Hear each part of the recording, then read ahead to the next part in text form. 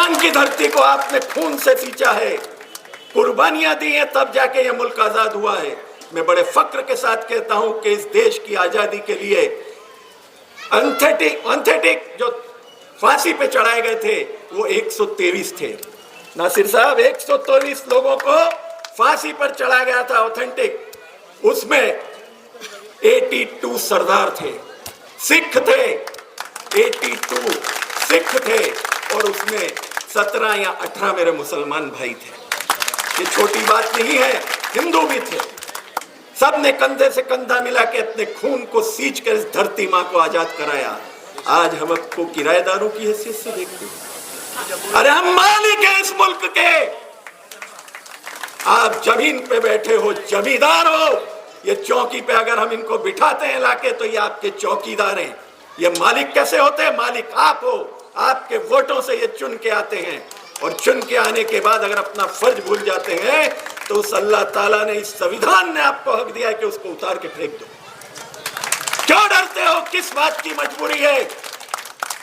हमने इनको चुना किस लिए, किसके लिए चुना था?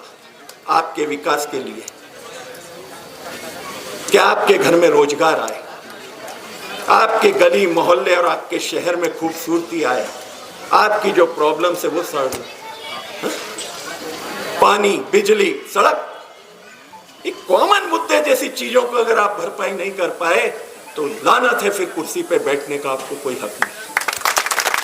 मैं किसी की बुराई नहीं करता, किसी के खिलाफ बात नहीं करता। मैं सिर्फ आपको उन फर्ज की बात करता हूं कि अगर जो इंसान अपने फर्ज भूल जाता है फिर उसको क्या कहा जाता है आप जानते हो। जो अपने फर्ज के साथ ईमानदारी करता है, अल्लाह भी उसको अपनी दरगाह में, अपनी बारगाह में जगह देता है।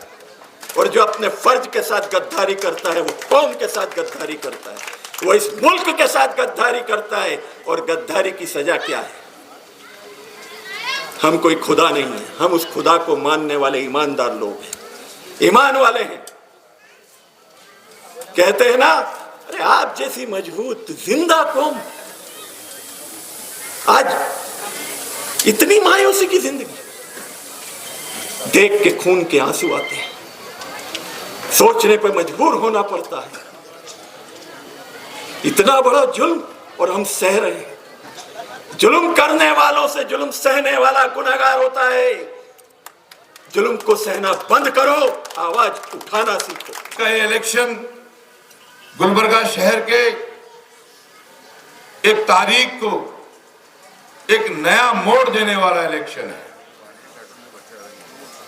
1978 जिसका जिक्र गुलबर्गा शहर के सियासी तारीख में बार बार होता है, उस तारीख को सीएम इब्राहिम साहब ने बड़े करीब से देखा है। यहाँ के बुजुर्ग नौजवानों ने बड़े करीब से देखा है।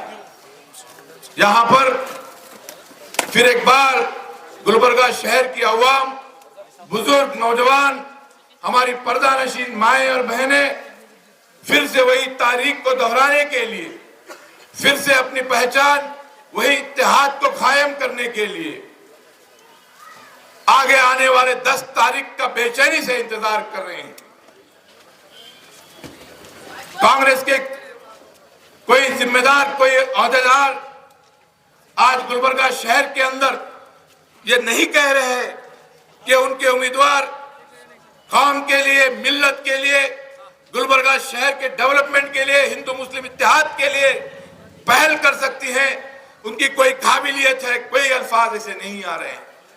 कांग्रेस के जिम्मेदार, कांग्रेस के लीडर्स, मैं देख रहा था छोटा सा वीडियो, अपने स्टेज पर खड़े होकर कांग्रेस के जिम्मेदार तकारीर में कह रहे हैं कि कोई काम नहीं हुआ, माफ कर दीजिए,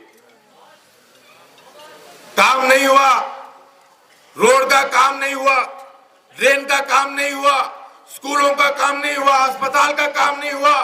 ठीक है, हम माफ कर देंगे, माफी दे देंगे, मगर अफसोस गुलबर्गा शहर के अंदर, कर्नाटक के रियासत के अंदर जो मामलात हुए हैं, हमारी बहनों के हिजाब पर सवाल उठाया गया।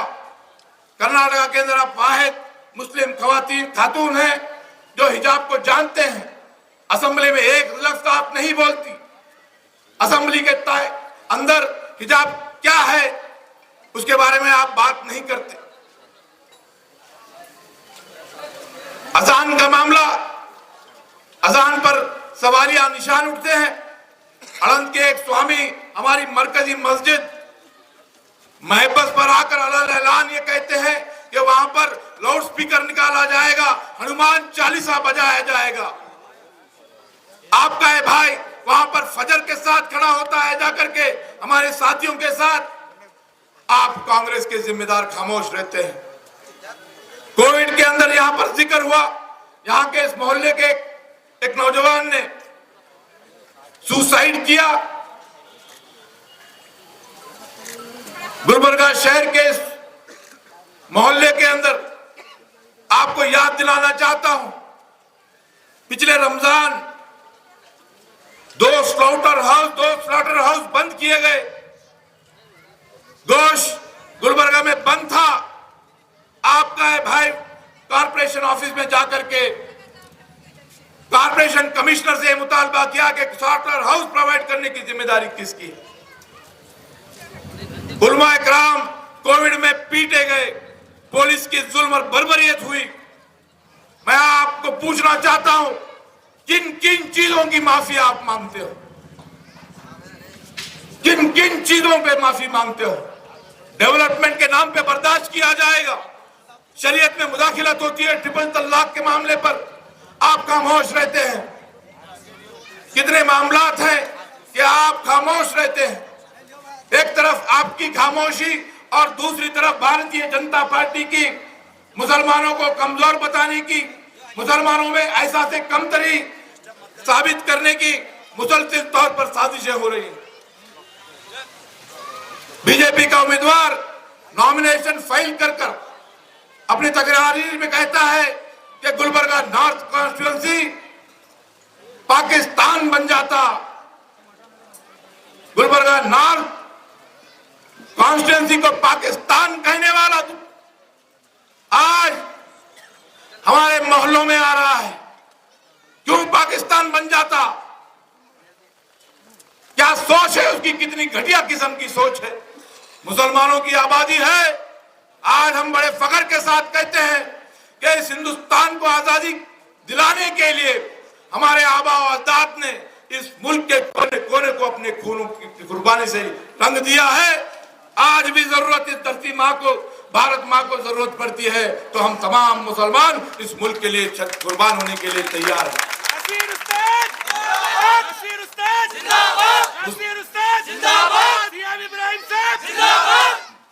हमारे मोहल्लों में आकर हमारी बहनों के पांव पड़कर बोल रहा है कि हमारी माँ है। बड़ी तकलीफ हो रही है। एक तरफ वो, आपको याद दिलाना चाहता हूं, मस्जिद के बाहर डांस। आज ऐसे ऐसे मामला हमारे बीच में, इन सब का मुकाबला होना चाहिए। 4% रिजर्वेशन जो कर्नाटका में सबसे पहले जनता दल सेक्युलर ने दी थी, HD देवेगौड़ा साहब ने दिया था, CM इब्राहिम साहब ने दिया था। आज उस 4% रिजर्वेशन को बगैर किसी स्टडी के निकाला गया। CM इब्राहिम साहब यहाँ पर मौजूद हैं, हमारे पार्टी के सदर हैं। उनके सामने उनका एक एजेंडा है कि 4% रिजर्वेशन तो 100% JDS की हुकूमत आएगी तो मिल जाएगा। सोचने की, क्योंकि हमने ही जीती। आज मैं CM इब्राहिम साहब के सामने हाथ जोड़ के गुजारिश करता हूं, तमाम स्टडीज हुए हैं, सच्चर कमेटी का रिपोर्ट, रंगनाथ मिश्रा का कमेटी का रिपोर्ट, ये साफ चीख के बता रहा है कि मुसलमानों की हालत हमारी दलित भाइयों से पिछड़ी है। कोशिश कीजिए, आप में वो सलाहियत है, आप में वो हिम्मत है, आप में वो खूबी है कि इस 4% रिजर्वेशन को कम से कम 7% रिजर्वेशन अकलियतों को देना चाहिए। ये मुतालबा आप। यूनिफॉर्म सिविल कोड आने वाला है, उस पर बहस होनी चाहिए। असेंबली में कौन बहस करेगा? कौन बहस करेगा? मैं आपको पूछता हूं, जब हिजाब का मामला आता है तो DK शिव कुमार कांग्रेस के सदर मीडिया के सामने ऐलान करके बोलते हैं कि कोई कांग्रेस का MLA बात नहीं करेगा। कोई बात करते हैं तो वो सिर्फ जनता दल सेक्युलर के हमारे कुमार स्वामी साहब और हमारे सदर सीएम इब्राहिम साहब बात करने की जरूरत और हिम्मत रखते हैं। इसीलिए आपसे इतनी ही गुजारिश करता हूं, कांग्रेस के लोग अपने कैंडिडेट की तारीफ नहीं कर रहे, वो लोग उनकी काबिलियत के बारे में बात नहीं कर रहे, सिर्फ इतनी बात फैला रहे हैं जेडीएस जीतेगी क्या नहीं जीतेगी। गुलबर्गा शहर की तारीख रही है, यहां पर मैथमेटिक्स नहीं होता, यहां पर प्लस माइनस का हिसाब किताब नहीं है। यहां की अवाम जब फैसला लेती है तो अल्हम्दुलिल्लाह इत्तेहाद को कायम करती है और एक तरफा फैसला सुना देती है। देखिए, कल शाम में 4 बजे एक प्रोग्राम डिसाइड हुआ, आज अल्हम्दुलिल्लाह इस मोहल्ले के एक कोई घर से कोई शख्स छूटा नहीं, हर घर से यहां पर पहुंचा। इसके बाद नूरानी मोहल्ले में प्रोग्राम है, कमरुल इस्लाम कॉलोनी में प्रोग्राम है, Bombay hotel ward number 4 Bilalabad, 4 program हमने तय किए और यहाँ के जो तकरीर दे के वहां जा रहे हैं, अल्हम्दुलिल्लाह वहां पर भी लोग मौजूद हैं, वहां पर भी लोग जो है नारे मार रहे हैं। हिसाब किताब का इलेक्शन नहीं, बोलिए उन कांग्रेस वालों को, अगर हिसाब किताब करते 78 के अंदर जो हमारे गुलबर्गा नॉर्थ के एमएलए थे मरहूम मोहम्मद अली साहब, जो 4 दफे एमएलए थे, 4 दफे एमएलए, उनके सामने उस दौर में एक नौजवान को जिताया गया, एक नई सियासी तंजीम के बैनर के तले जिताया गया। मुस्लिम लीग, कितना वोट बैंक था मुस्लिम लीग का 78 में? कितना वोट बैंक था? 0 वोट बैंक को लेकर के सिटिंग एमएलए को 2000 को लाने वाली गुलबर्गा की अवाम, गुलबर्गा के वोटर्स, कांग्रेस के सबसे बड़े लीडर, कांग्रेस के सबसे बड़े लीडर मल्लिकार्जुन खड़गे साहब, जो यहां से 80,000 वोटों से जीते थे पिछले एमपी इलेक्शन में, चिंचोड़ी जो बीदर एमपी कॉन्स्टिट्यूंसी के है, वहां से आकर के 4 महीने में कांग्रेस के सबसे बड़े लीडर को 1 लाख से ज्यादा वोटों से शिकस्त दी। 4 महीने में आपका ये भाई, आपका ये बेटा मुसलसिल 5 साल आपके हर तकलीफ में आपके साथ खड़ा हुआ है, मिल्लत के खिलाफ उठने वाले हर सवाल का जवाब देने के लिए आगे बढ़ रहा है। आज आपके बीच में मैं ज्यादा बात नहीं करूंगा, इब्राहिम साहब यहां पर मौजूद है, मुझे बात करने की जरूरत नहीं है। मैं आपसे सिर्फ और सिर्फ मिल्लत के साथ इंसाफ चाहता हूं, आप अपने आप के साथ इंसाफ कीजिए।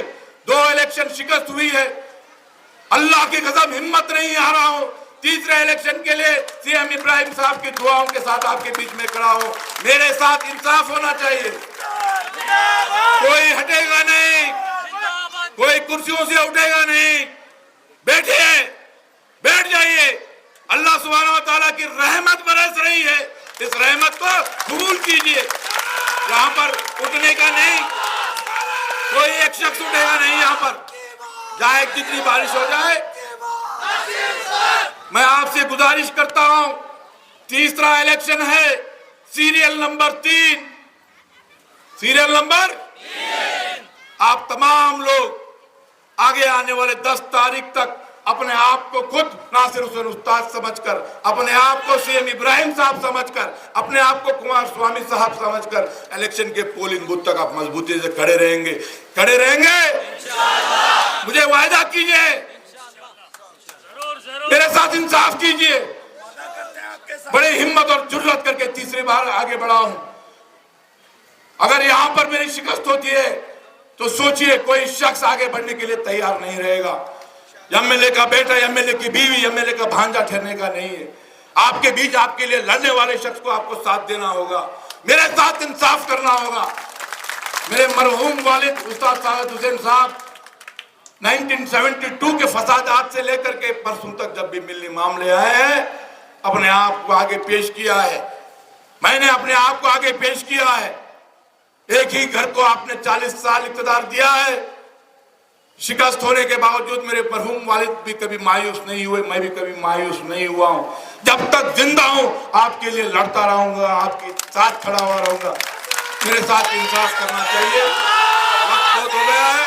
नासिर हुसैन उस्ताद को उस वक्त से जानती हूँ जब अलन में एक वाक़या पेश आया। हमारे घरों से हमको जेल पहुंचाया गया। हमारी वजह ये थी आवाज़ उठाने की, जो कि हक़ हमको दस्तूर से हासिल है। इजहार ख़याल की आज़ादी का हक़, जुल्म के ख़िलाफ़ आवाज़ उठाने का हक़। हमने अपने उस हक़ को इस्तेमाल किया तो हमारे ऊपर जब और जुल्म हुआ। और रात के वक्त जब सब अपने घरों में आराम फरमा रहे थे, ख़वातीन को, मर्द हजरात को घसीट कर, मार कर उनको लेके जाके जेलों में बंद कर दिया गया। और सिर्फ एक ही जेल में नहीं, बसों का इंतज़ाम करके अलहदा ज़िले में लेकर जाके उनको कैद कर दिया गया। उस वक्त नासिर हुसैन साहब आए और हमारी मदद किए और हम इसके लिए बहुत उनके शुक्रगुजार हैं। और दूसरे भी जो मौज़ूआत हैं, जो मसाइल हैं, हमारे मौजूदा हालात को देखिए। 12वीं जमात का इम्तिहान था, सालों से चलते आ रहे हैं हिजाब, अचानक न जाने किसको तकलीफ़ पेश हो गई। हमारा जो बहुत बड़े हमारे फ़ख्र की बात है, हमारा मज़हब जिसको हमको आज़ादी देता है कि हिजाब पहने, अपने मर्ज़ी से पहनते हैं हम पूरे जहां को इस हिजाब के साथ देख सकते हैं और सारे जहां के सामने हम पर्दा नशी होकर भी अपने ख़यालात का इजहार कर सकते हैं, तालीम के मैदान में आगे बढ़ सकते हैं। जो भी रोज़गार हम हासिल करना चाहें, रोज़गार करते हुए हम अपने घर में मौजूद मर्द हजरात के भी माशी हालात को बेहतर बनाते हैं। अपनी काबिलियत का हम मुजाहरा कर रहे हैं। जो पहले से हमको सहूलतें थी उस पर पाबंदियाँ लगाई जा रही हैं, फिर भी हमारी आवाम खामोश है।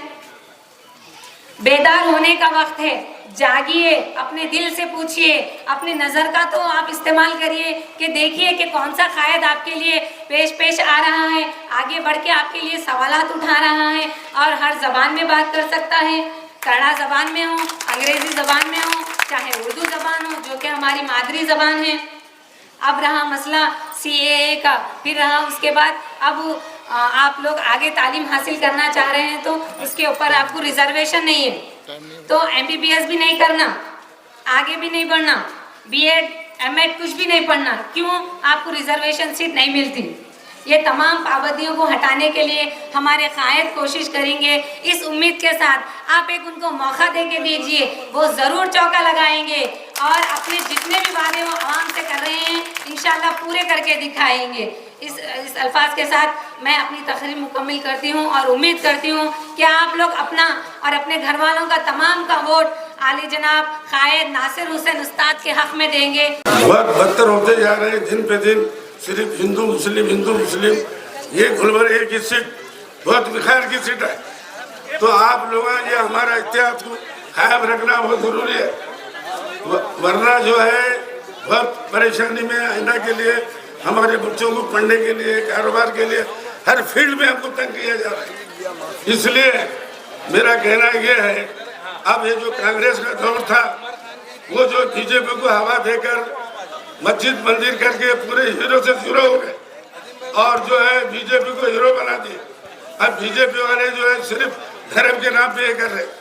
तो इसका मतलब यह है, मैं एक इकबाल के शेर के साथ बोलूँगा, सारे जहां से अच्छा हिंदुस्तान हमारा, हम बुलबुल हैं गुलिस्तान हमारा।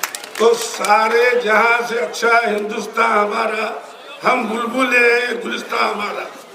हिंदू मुस्लिम सिख ईसाई सब आपस में है भाई भाई, भाई को भाई प्यारा, ऐसा चलन हो हमारा। और मेरा बोलना यह है कि पूरे इतिहास को कायम रखो।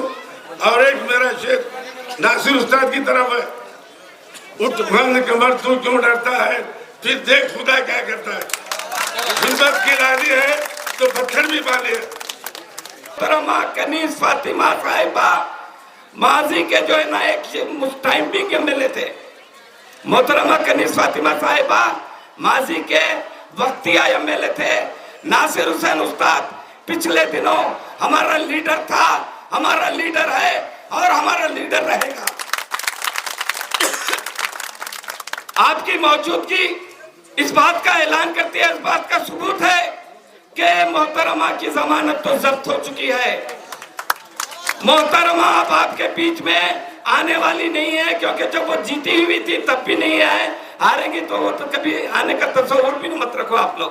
हमें और आपको सिर्फ नासिर हुसैन उस्ताद को जिताने के लिए या एमएलए बनाने के लिए वोट देना नहीं है, हमें एक मजबूत क़ियादत को चुनने के लिए वोट देना है।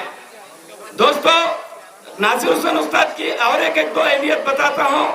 जब सीए एनआरसी का मामला आया, शहर में दफा 144 लगी हुई थी, तोते खान लोगों की जो है ना बोलती बंद हो चुकी थी।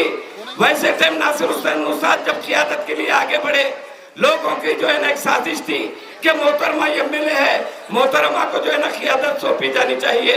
तो मोहतरमा ने कबूल किया था कि मैं जो है ना क़ियादत के काबिल हूँ। नासिर भाई, ये जो है ना दफा 144 को तोड़ने का मामला हो या एहतजाज दर्ज करने का मामला हो, इसकी क़ियादत के अहल नासिर हुसैन उस्ताद हैं। मोहतरमा तो 3 साल पहले नासिर हुसैन उस्ताद की क़ियादत को तस्लीम कर चुकी है। अब आपको सबूत देना है 10 तारीख को वोट देकर कि नासिर हुसैन उस्ताद ही हमारे वोटों का सही हकदार है। लगेगी, जम के लगेगी, काट के लगेगी, मोहर लगा दो, जम के लगा दो, काट के लगा दो। अब हम सिक्का नहीं देखेंगे, अब नासिर का मोहर देखेंगे, तलवार देखेंगे।